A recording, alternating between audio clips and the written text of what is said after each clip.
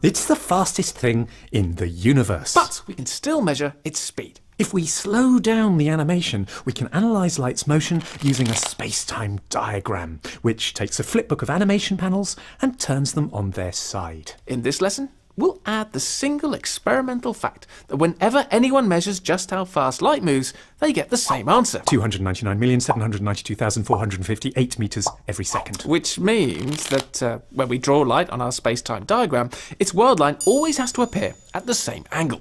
But we saw previously that speeds, or equivalently world line angles, change when we look at things from other people's perspective.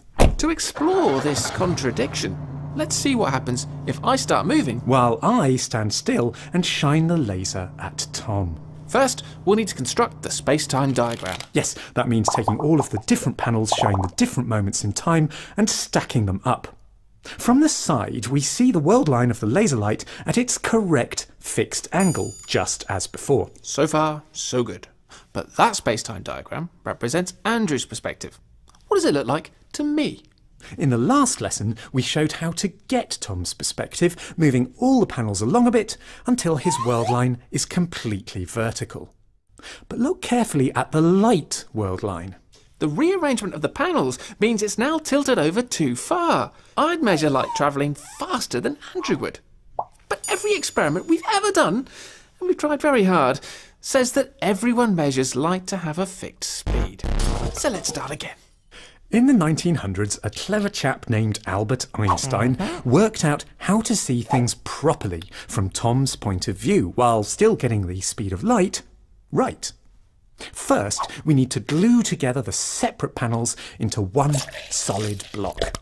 This gives us our space-time, turning space and time into one smooth, continuous material. And now, here is the trick. What you do is stretch your block of space-time along the light world line. Then squash it by the same amount, but at right angles to the light world line. And abracadabra! Tom's world line has gone vertical, so this does represent the world from his point of view. But most importantly, the light world line has never changed its angle. And so light will be measured by Tom going at the correct speed. This superb trick is known as a Lorentz transformation. Yeah, but more than a trick. Slice up the space-time into new panels and you have the physically correct animation. I'm stationary in the car, everything else is coming past me, and the speed of light works out to be that same fixed value that we know everyone measures. On the other hand, something strange has happened. The fence posts aren't spaced a metre apart anymore, and my mum will be worried that I look a bit thin. But that's not fair. Why did I get to look thin? I thought physics was supposed to be the same for everyone. Yes, no, it is, and you do.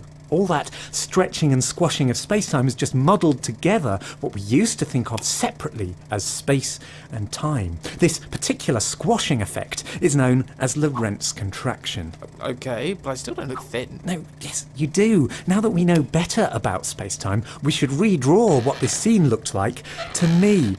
To you, I appear Lorentz contracted. Oh, but to you, I appear Lorentz contracted. Yes. Well, at least it's fair. And speaking of fairness, just as space gets muddled with time, time also gets muddled with space, in an effect known as time dilation. Though at everyday speeds such as Tom's car reaches, actually all the effects are much, much smaller than we've illustrated them. Oh.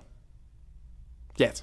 Careful experiments, for instance watching the behaviour of tiny particles whizzing around the Large Hadron Collider, confirm that the effects are real. And now that space-time is an experimentally confirmed part of reality, we can get a bit more ambitious. What if we were to start playing with the material of space-time itself? We'll find out all about that in the next animation.